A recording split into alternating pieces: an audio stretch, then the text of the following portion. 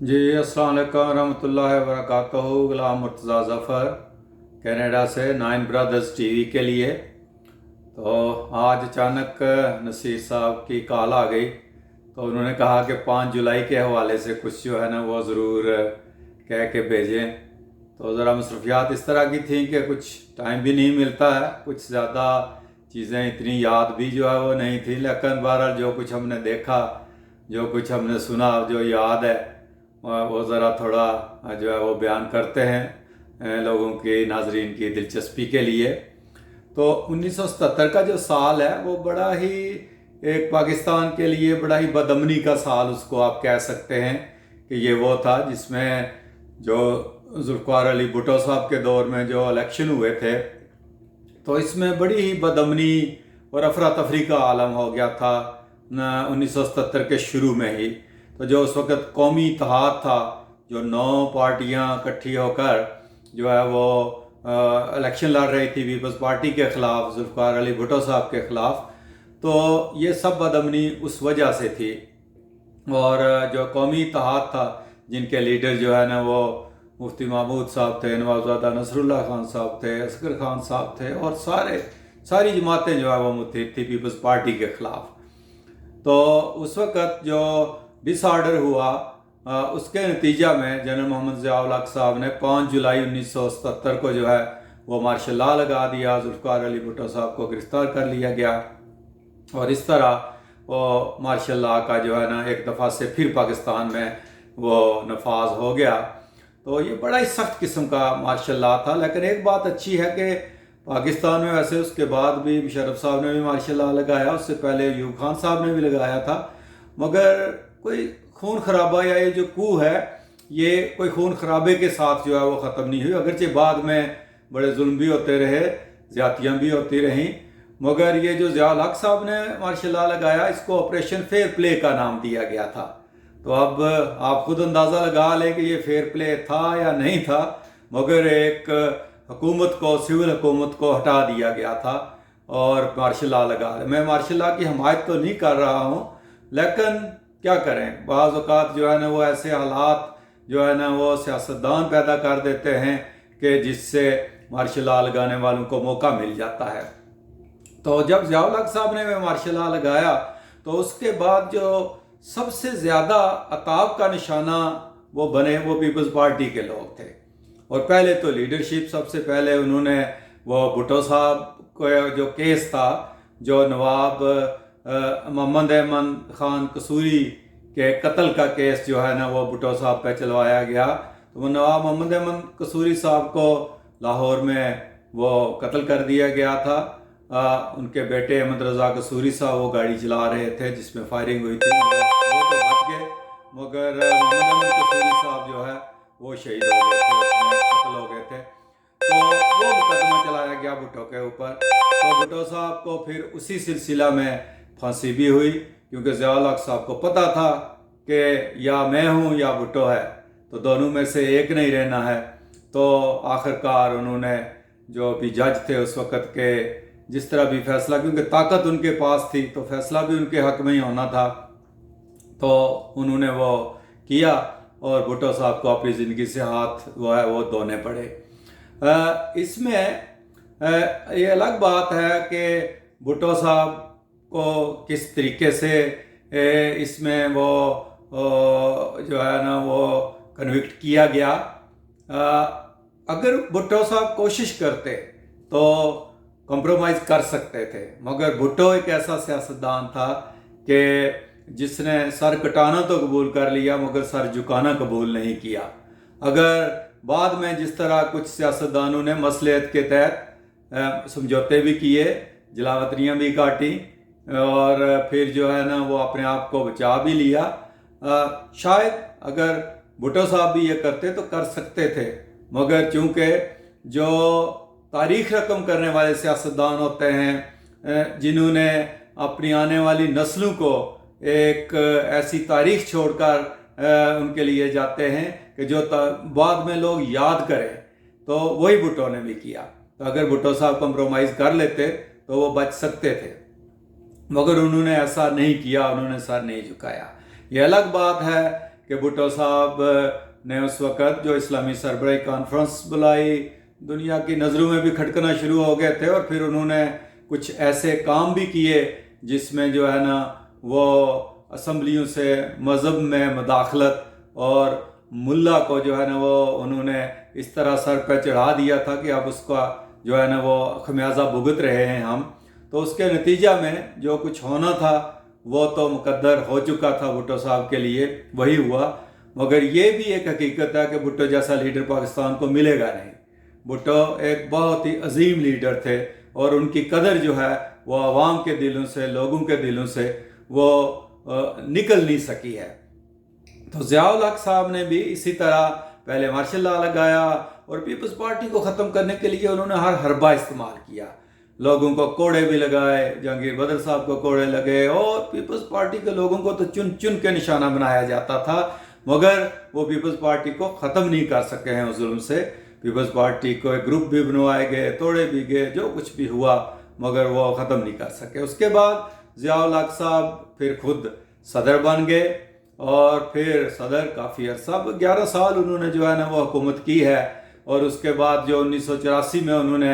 Referendum کرایا تھا، تو اس ریفرینڈم میں بھی بڑے عجیب واقعات ہوئے تھے کہ وہ جو انہوں نے اسلامائزیشن کا کارڈ بڑے اچھے طریقے سے استعمال کیا تھا، اور وہ اسلامائزیشن کی آڑ میں اور جہاد کی آڑ میں اپنے پورے 11 سال جو ہے نا وہ لگا گئے تھے. تو اس ریفرینڈم میں جو 1984 میں کروایا انہوں نے، تو اس میں اپنے آپ کو دوبارہ سے صدر بنوا لیا. اس میں جو سوال پوچھا گیا تھا وہ بڑا سوال، یعنی گندم اور جواب چنے تھے. کہ انہوں نے سوال یہ پوچھا تھا کہ کیا آپ پاکستان میں اسلامی نظام کے نفاذ کے حمایتی ہیں؟ کیا آپ چاہتے ہیں کہ پاکستان میں جو ہے نا وہ اسلامی نظام نافذ ہو؟ اگر آپ کا جواب ہاں میں ہے تو پھر میں محمد ضیاء الحق جو ہے وہ صدر. تو اس طرح وہ اس ریفرینڈم کے نتیجے میں صدر بن گئے. اس سے پہلے محمد خان جنیجو صاحب جو ہے نا وہ وزیر اعظم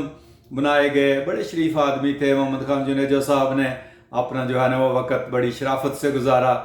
اور ضیاء الحق صاحب کا جو سارا دور ہے وہ اصل میں جو افغان جہاد کہہ لیں اس کو، وار کہہ لیں اس کو، فساد کہہ لیں اس کو، جو بھی کہہ لیں، اس میں گزرا. تو اس وقت جو رشیا کو افغانستان سے نکالنے کے لیے پوری دنیا ایک تھی. امریکہ نے ضیاء صاحب کو کھلا فری ہینڈ دیا ہوا تھا کہ وہ جو مرضی کریں، کوئی ان کو پوچھنے والا نہیں تھا. اور اس طرح یہ جو جہاد کا کارڈ ہے یہ استعمال ہوا، اسلام کا کارڈ استعمال ہوا،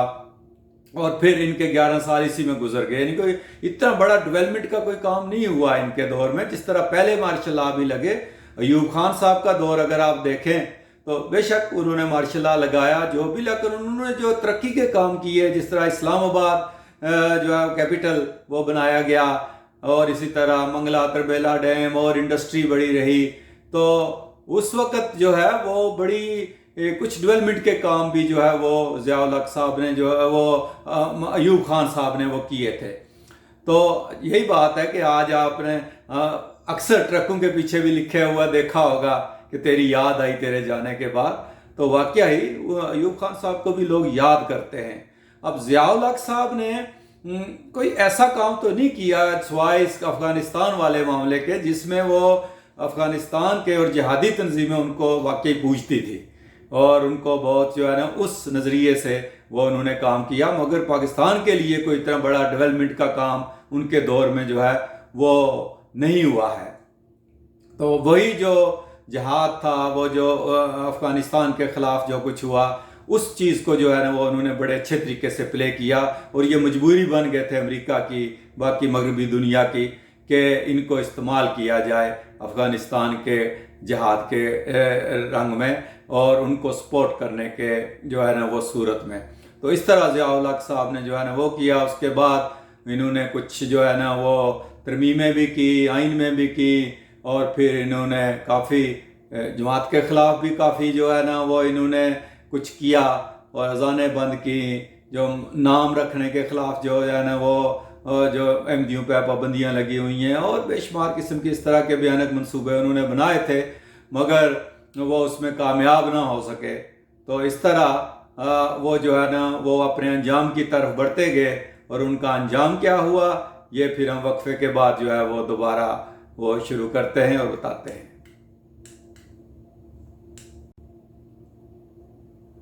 جی، تو وقفے کے بعد دوبارہ حاضر ہوتے ہیں 9 برادرز کے لیے۔ تو ہم ضیاء الحق صاحب کے مارشل لا کا ذکر کر رہے تھے۔ تو مارشل لا تو یہ کافی سخت تھا، اور اس کے بعد جو ضیاء الحق صاحب جس ڈگر پہ چل پڑے تھے، تو اس کے بعد جو انجام بھی وہاں ہونا تھا وہ بھی اسی طرف جو ہے نا وہ بڑھتے چلے گئے۔ اور جس طرح حضرت خلیفۃ المسیح رابع رحمہ اللہ نے جو ہے نا وہ فرمایا تھا کہ میں تو تمہاری خاک اڑتے ہوئے دیکھ رہا ہوں، کیونکہ اس نے خدا کے ایک خلیفہ کو اپنے ملک سے نکلنے پہ مجبور کر دیا تھا۔ تو وہ برکتیں جو پاکستان کے ساتھ تھیں، وہ ساری برکتیں اس ملک سے جو ہے نا وہ اٹھ گئی، اور اس کے بعد پھر جو کچھ ہوا، جو فساد ہوا، وہ آپ کے سامنے ہی ہے۔ تو اس طرح جب امریکہ کو، باقی سب کو بھی اپنے مفادات نکل گئے، اور اس کے بعد جو ہے نا وہ جو ایک مرد کلندر نے کہا تھا کہ میں تمہاری خاک اڑتے ہوئے دیکھ رہا ہوں، تو ضیاء الحق صاحب کا جو ہے نا 17 اگست 1988 کو جو حادثہ ہوا تھا طیارے کا، جس میں ساری ہائی کمان جو ہے نا وہ آرمی کی بھی تھی، اور امریکہ کے سفیر بھی اس میں موجود تھے، تو وہ سارے جو ہے نا وہ حادثے کا شکار ہو گئے، اور وہ بستی لال کمال باورپور کے قریب جو ہے نا وہ وہاں ان کا طیارہ وہ حادثے کا بم ہوا یا جو بھی تھا، اس میں کہتے ہیں کہ آم پھٹ گئے تھے۔ مگر یہ آم کیسے پھٹ گئے، یہ بھی دیکھنے کی بات ہے کہ اتنے پریزیڈنٹ پاکستان کا، اور اس کے بعد تمام فوج کی اعلیٰ جو کمان تھی وہ، اور امریکہ کا سفیر بھی سفر کر رہا ہو، اور پھر اس طرح بم آم پھٹ جائیں، یہ کوئی بات نہیں تھی، یہ خدائی تصرف تھا، اور یہ کوئی خدا کی لاٹھی تھی جو چلی، اور پھر اس میں کچھ بھی نہ بچا، سب کچھ جل کر خاک ہو گیا۔ تو ضیاء الحق صاحب نے جو ہمیں کلچر دیا، وہ کلچر اصل میں وہ فنڈامنٹلزم کا کلچر تھا، وہ نفرت کا کلچر تھا، وہ مہاجر کا، وہ مقامی کا کلچر تھا، وہ کلاشنکوف کا کلچر تھا، اور وہ ہیروئن کا کلچر تھا۔ تو وہ اس طرح جہاد کا یا فساد کا جو ہے نا وہ کلچر تھا، جس کو ہم پھر مڑ کے اس کو سمیٹنے میں بہت وقت لگا، اور ابھی بھی سمیٹ نہیں سکے ہیں، کہ کوئی شیعہ، کوئی سنی، کوئی اور جو لسانی فسادات، مذہبی فسادات، فرقہ وارانہ فسادات، یہ سب کچھ کی بنیاد جو ہے یہ وہاں ہی رکھی گئی تھی، اور آج جو کچھ اس وقت بویا گیا تھا وہ جو ہے وہ ہم کاٹ رہے ہیں، اور ہمیں کاٹنا پڑا۔ تو اس کے بعد بھی مارشل لا لگے، جس طرح جناب مشرف خان صاحب نے بھی مارشل لا لگایا تھا، مگر ان کو وہ گند پھر صاف کرنا پڑا۔ ضیاء الحق صاحب کا ایک واقعہ یاد آ رہا ہے، جو مجھے ڈاکٹر شاہ محمد صاحب جو میرے ہم زلف بھی ہیں، انہوں نے، وہ خود بھی بہت بڑے سرجن ہیں، تو ضیاء الحق صاحب جب بیمار ہوئے اور ان کا جو پتے کا آپریشن ہوا تھا، تو وہ آپریشن ہمارے احمدی سرجن جنرل محمود الحسن صاحب نے جو ہے وہ کیا تھا، اور انہوں نے ضیاء الحق صاحب نے جو مجھے بتایا گیا، جو بتایا جنرل اپنے سرجن ہمارے ڈاکٹر شاہ محمد صاحب نے، کہ ضیاء الحق صاحب نے جنرل محمود الحسن صاحب کو کہا کہ مجھے پتہ ہے کہ تم مجھے آپریشن کے ٹیبل پر مرنے نہیں دو گے۔ یعنی یہ دیکھیں کہ وہ شخص جو اتنا مخالف بھی ہے، ختم کرنے کے در پہ ہوا ہے، مگر اس کو بھی پتہ تھا کہ یہ احمدی لوگ جو ہیں یہ غدار نہیں ہیں، یہ بے ایمانی نہیں کرتے ہیں، اور خاص کر اپنے پروفیشن کے ساتھ بے ایمانی نہیں کرتے ہیں، اور اسے پتہ تھا کہ یہ جو میرا آپریشن کر رہا ہے احمدی سرجن، یہ مجھے جو ہے نا وہ آپریشن کے ٹیبل پہ مرنے نہیں دے گا۔ اور یہی کریڈیبلٹی ہے ہمارے لوگوں کی۔ جب ڈاکٹر شاہ محمد صاحب کو اغوا کیا گیا ان کے بیٹے کے ساتھ، تو وہاں جو میرن شاہ اس ایریا میں ان کو رکھا ہوا تھا، تو وہ جو اغوا کنندگان تھے، ان کا جو امیر تھا وہ بھی ایک دفعہ بیمار ہو گیا سخت، تو اس نے بھی اپنا علاج انہی سے کروایا جن کو اغوا کر کے باندھ کے رکھا ہوا تھا۔ تو وہ سٹوری بڑی لمبی ہے، کبھی ان کو بھی چھیڑیں گے۔ تو ان کے امیر نے ایک دفعہ ڈاکٹر شاہ محمد صاحب کو یہ پوچھا کہ تم ڈاکٹر لوگ ہو، اگر تمہارے پاس کوئی اسلام کا دشمن، کوئی کافر لایا جائے اور تم اس کا آپریشن کرو تو کیا تم اس کو بچا لو گے؟ اور پھر انہوں نے ساتھ ہی کافر کی بجائے یہ کہا کہ اگر تمہارے پاس جنرل مشرف کو لایا جائے تو کیا تم اسے بچا لو گے؟ کیونکہ وہ لوگ جنرل مشرف صاحب کے سخت خلاف تھے اور ان کا نام بھی سننا برداشت نہیں کرتے تھے. یعنی انہوں نے وہ کہا کہ اگر مشرف صاحب کو بھی لایا جائے تو آپ بچا لو گے. تو ڈاکٹر صاحب نے کہا کہ میں ایک ڈاکٹر ہوں، میں نے آپ کا علاج بھی کیا ہے، حالانکہ آپ نے مجھے اغوا کیا ہوا ہے اور آپ نے بڑا ظلم میرے ساتھ کیا ہے، مگر میں آپ کا علاج بھی کر رہا ہوں. آپ کے جتنے مجاہدین ہیں ان کے بچوں کے علاج بھی میں نے کیے ہیں اور وہ میرے پاس لے کر آتے ہیں اپنے بچوں کو. تو میں علاج کا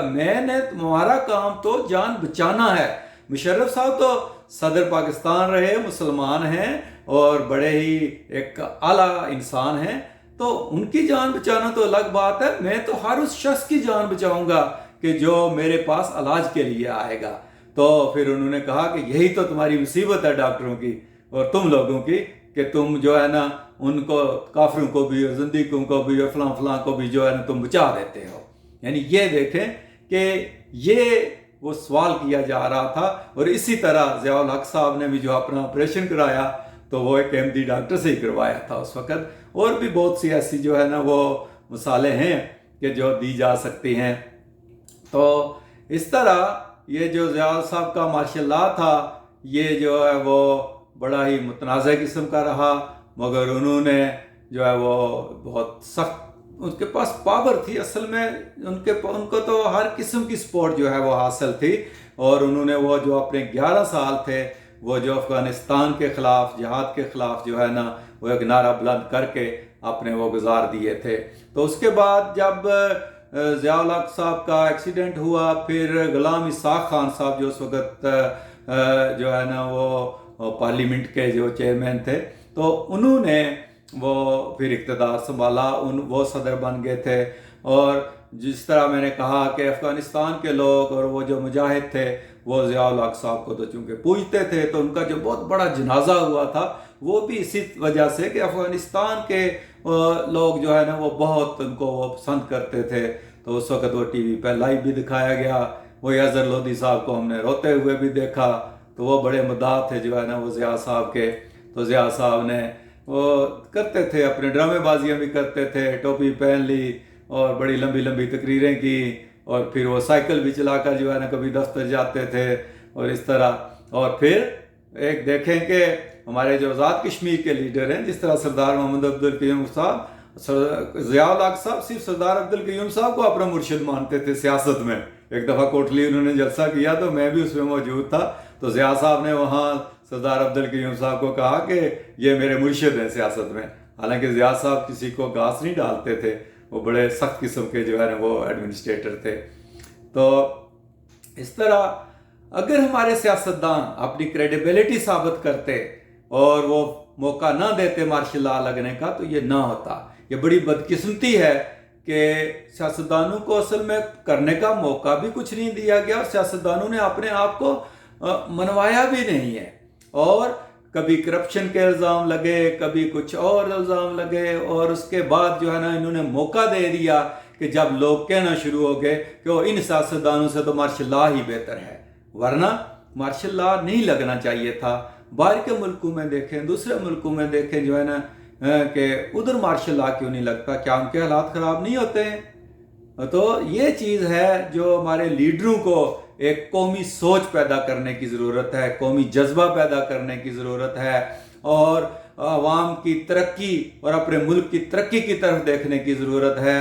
ٹانگیں کھینچنے کی جو ہے نا وہ کوشش نہ کی جائے، اور ایک دوسرے کو پچھاڑنے کی اور الزامات لگا کر حکومتیں گرانے کی اگر کوشش نہ کی جائے، ہر ایک کو اپنی مدت پوری کرنے دی جائے، اپوزیشن اپنا پازیٹیو رول استعمال کرے، تو میرے خیال میں مارشل لاء کی ضرورت نہیں رہے گی. اور ہو سکتا ہے کہ اگر سیاستدان عقل کریں اور ایک دوسرے کا حق تسلیم کریں تو آئندہ کے لیے کوئی بھی مارشل لاء جو ہے نا وہ لگانے کی ضرورت نہ کر سکے. تو اسی پہ ختم کرتے ہیں، پھر کسی اور ٹاپک کے ساتھ حاضر ہوں گے.